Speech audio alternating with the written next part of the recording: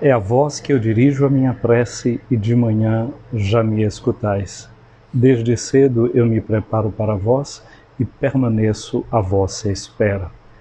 Graça e paz, cara amiga, caro amigo que acompanha diariamente a nossa meditação sobre a Palavra de Deus no Santo Evangelho, a Palavra de Deus na Santa Liturgia, nesta quarta-feira da 23ª semana do Tempo Comum.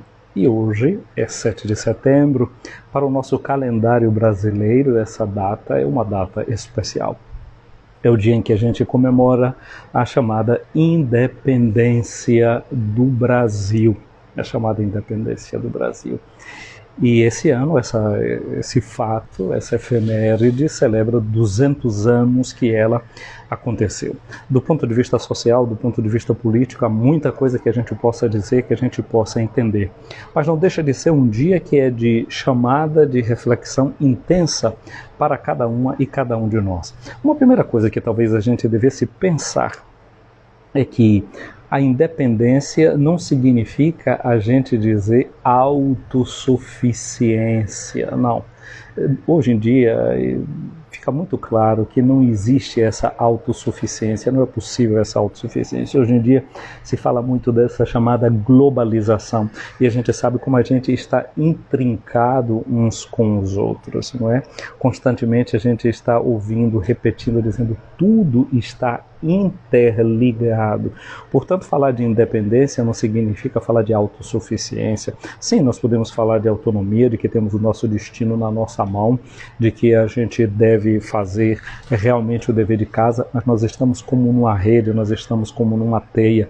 Então, falar de independência hoje seria falar também de interdependência, que nós somos interdependentes. Eu dependo de você, você depende de mim, os seus atos têm uma consequência não somente sobre a sua vida, mas espelha na sociedade como um todo. Portanto, o dia de hoje deve ser esse dia assim, de cada um de nós pensar também, se nós somos assim tão interdependentes, aquilo que você faz, o empreendedor que você é, o ser político que você é, as suas ações éticas, sociais, comprometidas, espelha em todo o tecido social.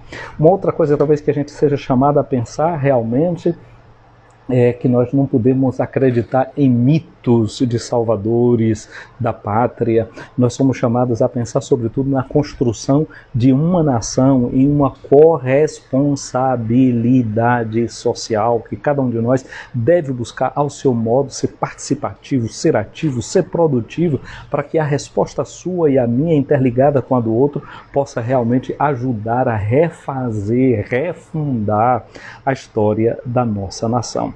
E aí eu acho que a nossa fé cristã tem uma ajuda que pode ser muito grande. Nós, na Igreja do Brasil, já há 28 anos, que ao lado disso que a pátria vai celebrando como seu grande dia, o dia da sua identidade nacional, a gente tem feito um esforço muito grande de pensar, sabe em quem? De pensar nos excluídos desta nossa pátria. Nós começamos a pensar isso ainda antes de termos começado esse milênio, era na preparação para o novo milênio. Nós pensávamos sempre do Brasil que queremos. E foi composta uma oração chamada Oração pelo Brasil que Queremos. Esse Brasil que queremos é um Brasil cidadão, é um Brasil de respeito a todas as pessoas, que assume a sua identidade, mas que olha também para os seus problemas para procurar uma resposta. E sabe que essa resposta começa a ser construída no meio do povo e com a participação de todas as pessoas. Então é um processo que pede a conversão e a mudança de mentalidade de cada uma e de cada um de nós, a nossa corresponsabilidade social, como a gente já dizia há um pouquinho lá atrás.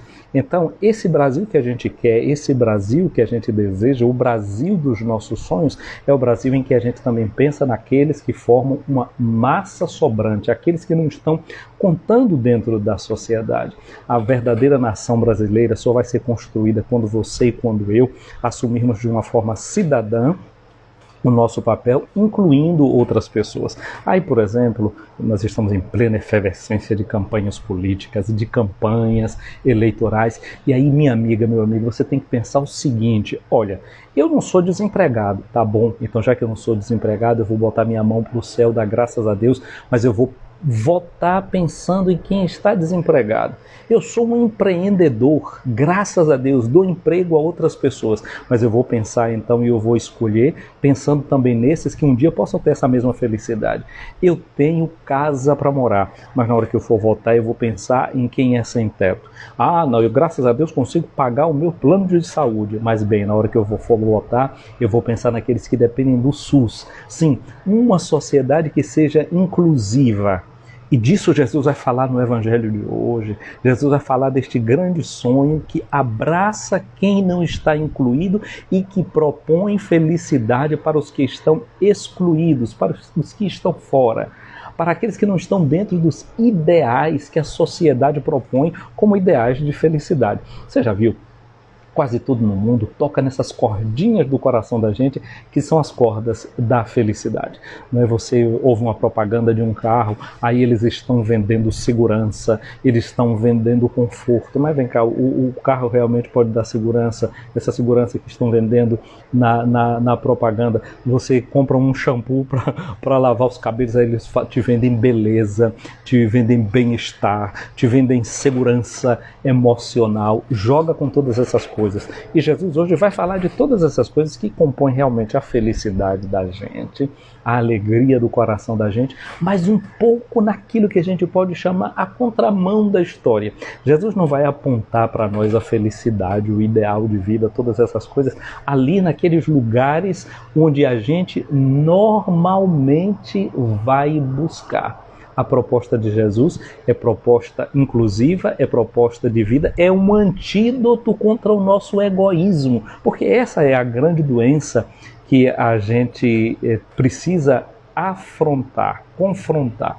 Uma vacina contra o egoísmo. Disso se trata o evangelho que a gente vai ouvir no dia de hoje. O evangelho das chamadas bem-aventuranças, segundo o evangelista Lucas, não é, que é uma proposta da felicidade como a enxerga Jesus. O evangelho de hoje é o evangelho de Lucas, no capítulo 6, versículos de 20 a 26. Olha só o que é que Jesus diz no evangelho de hoje. Jesus desceu da montanha, nós vimos ontem, ele estava rezando, ele escolheu 12 dos seus discípulos para serem apóstolos, pessoas que ele estava enviando ao mundo. E eu já disse no dia de ontem como nós somos dependentes desses 12 homens que agarraram com muita força na escolha que Jesus fez deles. E hoje o Evangelho continua mostrando Jesus que levanta os olhos e olha para os seus discípulos. Olha aquela multidão dos seus discípulos, os 12 incluídos, mas também outros discípulos. E Jesus diz para eles assim: bem-aventurados, portanto felizes, vós os pobres, porque vosso é o reino dos céus. Gente, em que lugar é que a gente vai ouvir dizer que pobre é feliz? Olha, aqui tem uma coisa que vai no fundo deste tipo de sociedade que a gente está vivendo, que vai fazendo promessas que a gente não consegue dar contas. A gente vive numa sociedade que por exemplo, propõe os ideais. Ideal de beleza, ideal de força, ideal de musculatura, disso, daquilo e daquilo outro. Mas você já viu que no seu celular tem uma série de filtros, não é? Que aí, se eu estou franzindo aqui a minha testa, vocês estão vendo quantas rugas tem, quantos pés de galinha tem aqui desse lado? Pois é, eu coloco um filtro onde eu fico todo espichadinho, todo certinho, só que pensar que não, eu fico até musculoso, sem precisar de ir para a academia. Então a gente vai vivendo um tipo de sociedade, um tipo de mentalidade que vai propondo um mundo de fantasia. A beleza do evangelho de hoje é a beleza de entrar na realidade. O que é que a gente encontra na realidade?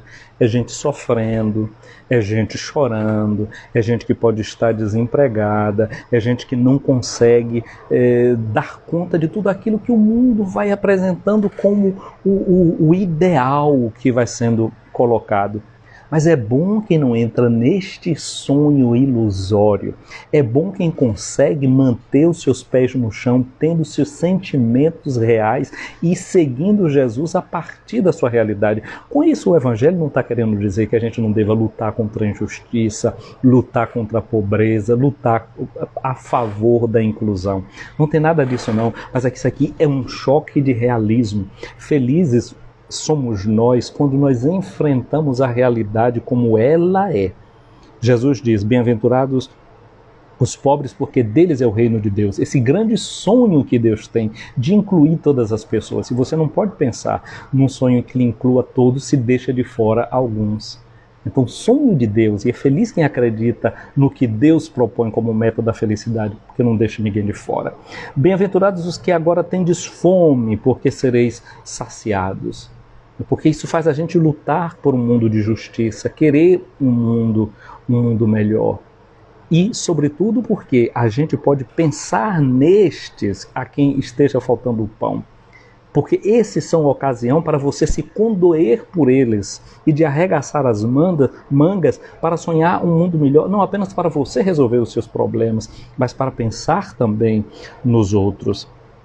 Bem-aventurados vós que agora chorais, porque haveis de rir. Gente que é capaz de ter compaixão, de se condoer pelos outros. Bem-aventurados sereis quando os homens vos odiarem, vos expulsarem, vos insultarem e vos amaldiçoarem o vosso nome por causa do Filho do Homem. A proposta do Filho do Homem, a proposta de Jesus, é uma proposta que não é a proposta da violência, não é a proposta da prepotência. E é feliz quem vai atrás desse caminho de Jesus, que é um caminho que vai favorecendo sempre aqueles que são os pequenos deste mundo. Quem pensa com esses sentimentos, quem pensa a partir dessas categorias, vai viver a verdadeira felicidade. Porque esse é o projeto que não vai falir. Esse é o projeto que há de vencer. O projeto de Deus. Disse Jesus, alegrai-vos nesse dia e exultai, pois será grande a vossa recompensa no céu. Porque era assim que os antepassados deles tratavam os profetas. Os profetas são aqueles que anunciam um mundo novo e um mundo diferente, mas sobretudo também que denunciam tudo aquilo que não vai bem no mundo de hoje. Os profetas do Antigo Testamento, eles sempre denunciaram os reis, denunciaram os prepotentes, os arrogantes de plantão na sua hora, na sua época. Sofreram por isso. Então, quando a gente toma o partido dos mais pequeninos, dos mais necessitados, é óbvio que nós também seremos criticados, é óbvio que nós seremos os sofredores de agora, mas vamos ter o coração sereno, o coração tranquilo, por estarmos do lado da justiça, do lado do Deus, que é o Pai de Jesus Cristo. Agora olha o que Jesus diz, ai de vós, os ricos, porque já tendes a vossa consolação. Ai de vós que agora tendes fartura, porque passareis fome. Ai de vós que agora rides, porque tereis luto e lágrimas. Ai de vós quando todos vos elogiarem, e assim era assim que os antepassados deles tratavam os falsos profetas. Esse ai de vós que Jesus diz aqui, não é uma espécie de praga contra ninguém. Não. O ai de vós aqui é dizer assim, mas que pena para vocês. Que pena que você, sendo rico, não foi capaz de incluir o pobre. Vamos ver isso no capítulo 16 do Evangelho de Lucas, na parábola do pobre Lázaro e daquele rico que foi incapaz de ser generoso com o seu irmão que era necessitado. Ai daqueles que perdem a chance de fazer o seu coração crescer na direção da solidariedade. Por quê? Porque está desperdiçando a vida, está perdendo oportunidade de ser feliz de verdade, oportunidade de experimentar o seu coração palpitar em uma outra frequência. O apóstolo Paulo, na leitura de hoje, a primeira, que é da carta aos Coríntios, a primeira carta, no capítulo 7, versículos de 25 a 31, assim diz o apóstolo Paulo, a partir do versículo 29, eu digo, irmãos, o tempo está abreviado. Então, doravante os que têm mulher, viva como se não tivessem mulher, e os que choram como se não chorassem, e os que estão alegres como se não estivessem alegres, e os que fazem compras como se não possuíssem coisa alguma, e os que usam do mundo como se deles não estivesse gozando, pois a figura desse mundo passa. Essa é a grande mensagem para a gente acolher realmente o reino de Deus, saber o quanto desse mundo é passageiro, o quanto desse mundo é ilusório, para que a gente possa abraçar aquelas realidades que são perenes, aquelas realidades que são permanentes. Dirijamo-nos ao Senhor. Senhor Jesus, nós te damos graças porque hoje tu nos apontas o caminho da verdadeira felicidade. Porque essa felicidade vai na contramão do mundo. Obrigado porque o Evangelho nos ensina o caminho de uma felicidade que é real, que não está na posse dos bens, que não está naquilo que o mundo normalmente propala e proclama. Nós queremos nos lembrar, por exemplo, aquele exemplo bonito de Santa Teresa de Calcutá, que uma vez escutou de uma pessoa muito rica, dizendo assim para ela: se me dessem $1 milhão, eu não faria esse serviço que a senhora faz com esses pobres, tocar nessa gente suja, nessa gente mal cheirosa. E ela disse: eu também por $1 milhão não faria esse trabalho. Sim, Jesus, muito obrigado, porque quem abre o seu coração o faz por causa de ti. Tu és o primeiro bem-aventurado, tu foste aquele primeiro pobre que não tinha sequer uma pedra onde reclinar a tua cabeça. Morres no meio de malfeitores, de gente mal falada, mal querida, mal amada. Muito obrigado porque tu vais aos últimos lugares deste mundo e nos estimulas a fazer o mesmo. Ajudai-nos a entrar neste caminho do Evangelho e da felicidade que não nos é roubada. Amém. Ouvi, Senhor, a minha oração, cheguei até vós o meu clamor. Minha amiga, meu amigo, o Senhor esteja acima de ti para te proteger, à tua frente para te guiar, atrás de ti para te defender, do teu lado para te acompanhar, dentro de ti para te abençoar. Que a bênção de Deus Todo-Poderoso, o Pai, o Filho e o Espírito Santo desça sobre ti, minha amiga, meu amigo, e permaneça para sempre. Amém.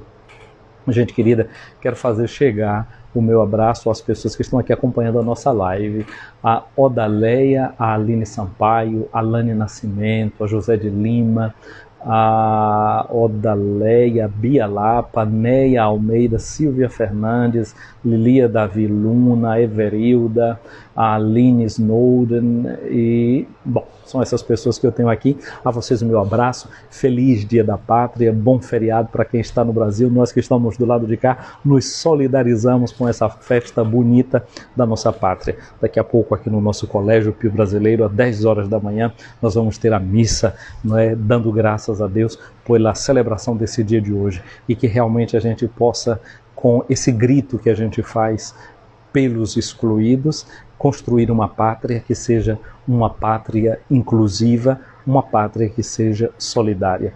Um dia abençoado para você, minhas amigas, para vocês, meus amigos. Eu vou fazer como sempre, eu vou salvar aqui a live, vou colocar lá no meu canal e eu peço que você curta, que você comente, que você encaminhe. Aguardo você. Bom dia.